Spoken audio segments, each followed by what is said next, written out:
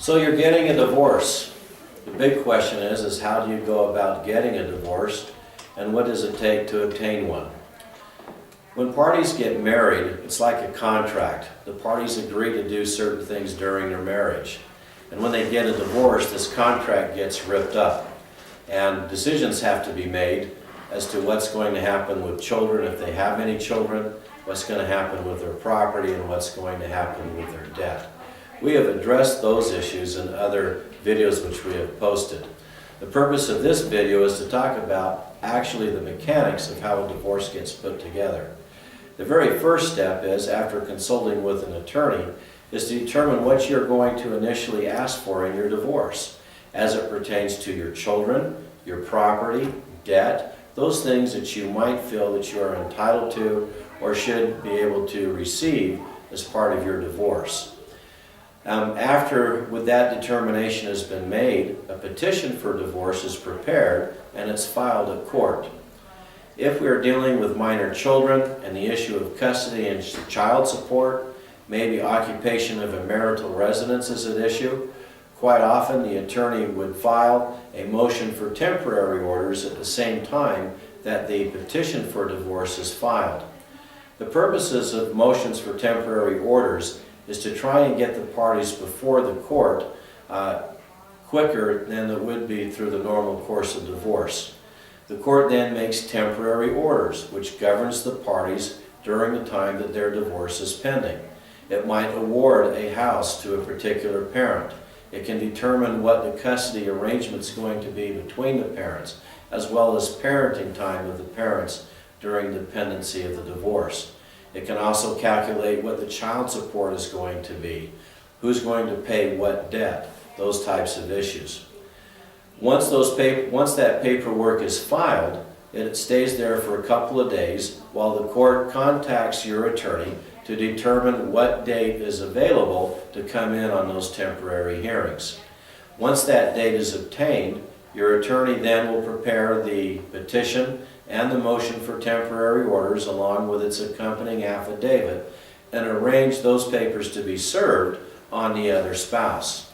Those papers are generally served through a process server. There are times where a spouse might voluntarily come into the attorney's office to pick up those papers and sign a document, what is called an appearance waiver, or at least an appearance in accepting that paperwork.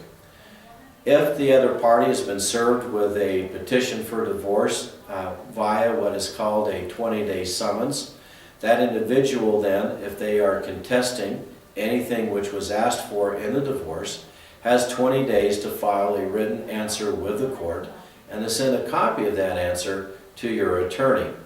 At that point, there is a legitimate dispute, and the parties then are going to have to decide how to go forward with their case.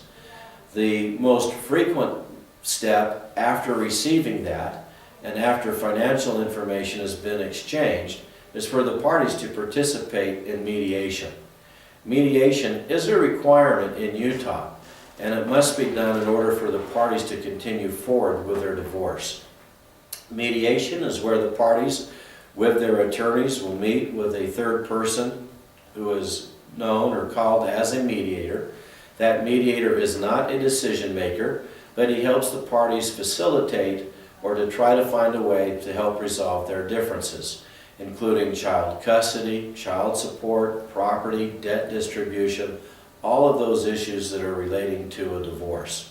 If there is an agreement at the end of that mediation, either one of the attorneys or the mediator will type up that agreement. The parties will sign it before leaving. And once that agreement is signed, it is legal and binding upon the parties, and in essence the divorce is basically over, except for one of the attorneys completing the remainder of the paperwork, such as the findings of fact and the decree of divorce, which finalizes the marriage and terminates it. If there is not success at mediation, then the courts and the parties are going to have to determine what are the issues. If custody is an issue, more than likely a custody evaluator will be appointed in order to assess the best interest of the child or children and what should be the parenting time. After that has been completed, There is quite often a settlement conference with the evaluator and usually a mediation afterwards to then give the parties one last chance to try and resolve their differences. If so, again, it's the same procedure as the mediated agreement. Something is put on the record, and then paperwork follows it to finalize the divorce. If there's still no agreement, then the parties go to trial. In order to finish a divorce in Utah, it takes at least 90 days. Our legislature says that there must be a waiting period of 90 days from the date of filing the divorce until it can become final. Many divorces get resolved within that time period because they've either agreed beforehand or they've been able to get into mediation quickly to resolve their differences. There's also an issue that the parties have to attend what is called a divorce education class if they have minor children.